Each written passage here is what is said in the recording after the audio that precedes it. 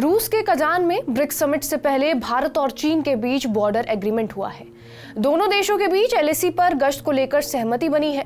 इस समझौते को पीएम मोदी और चीन के राष्ट्रपति शी जिनपिंग के बीच संभावित मुलाकात से पहले पूर्वी लद्दाख में जारी सैन्य गतिरोध के समाधान की दिशा में एक महत्वपूर्ण सफलता के रूप में देखा जा रहा है।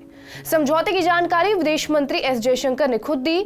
उन्होंने कहा कि भारत और चीन एलएसी पर पेट्रोलिंग के मामले में वापस 2020 से पहले वाली स्थिति पर पहुंच जाएंगे। इस समझौते से दोनों देशों के बीच बीते 4 साल से जो तनाव जारी था वो कहीं ना कहीं कम हो जाएगा। जानकार मानते हैं कि दोनों देशों के बीच समझौता कराने में रूस का अहम रोल है। ये कैसे है, इसे समझते हैं। मौजूदा स्थिति देखिए तो कनाडा और भारत के बीच तनाव अपने चरम पर है।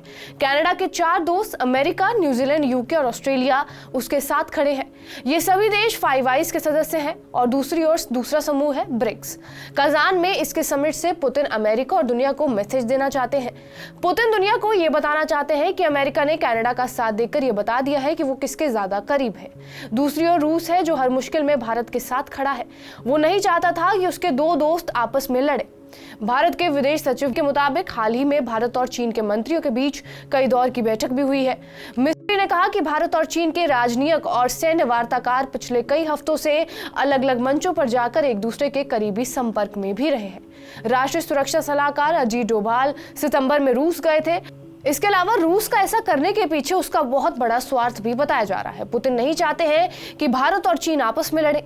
दोनों के बीच अगर तनाव कायम रहता है तो इससे ब्रिक्स कमजोर होगा। भारत और चीन के बीच तनाव से रूस को यह नुकसान होगा कि भारत की पश्चिमी देशों से करीबी और भी ज्यादा बढ़ जाएगी। रूस के लिए बहुत जरूरी था कि ब्रिक्स समिट में पीएम मोदी, जिनपिंग और दोनों के साथ व्लादिमीर पुतिन फोटो खिंचवाएं। दुनिया की मीडिया इसी तस्वीर का इंतजार कर रही होगी। उस वक्त चीन के एनएसए और विदेश मंत्री भी वहीं पर थे। अजीत डोभाल की चीनी विदेश मंत्री वांग से मुलाकात भी हुई और डोभाल और वांग यी ने रूसी शहर सेंट पीटर्सबर्ग में विवाद का जल्द समाधान तलाशने पर ध्यान भी केंद्रित करते हुए बातचीत की। दोनों पक्ष पूर्वी लद्दाख में टकराव वाले बिंदुओं से पूर्ण सैन्य वापसी के लिए तत्काल कोशिश करने पर सहमति भी जताए हुए हैं।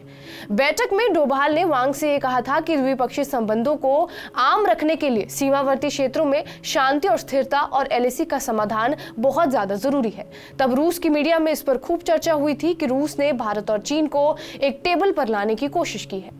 एलएसी पर एक और शांति की बात हो रही है, वहीं दूसरी ओर शी जिनपिंग जंग की बातें क्यों कर रहे हैं। हाल ही में उनका एक वीडियो भी सामने आया था जिसमें वो अपने सैनिकों से कह रहे थे कि जंग के लिए तैयार हो जाओ।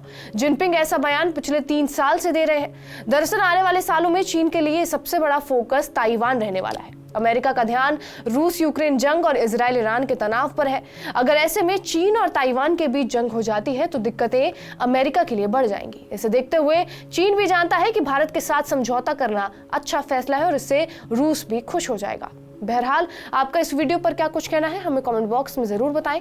बाकी देश और दुनिया की तमाम बड़ी खबरों के लिए बने रहिए हमारे साथ TV9 डिजिटल पर।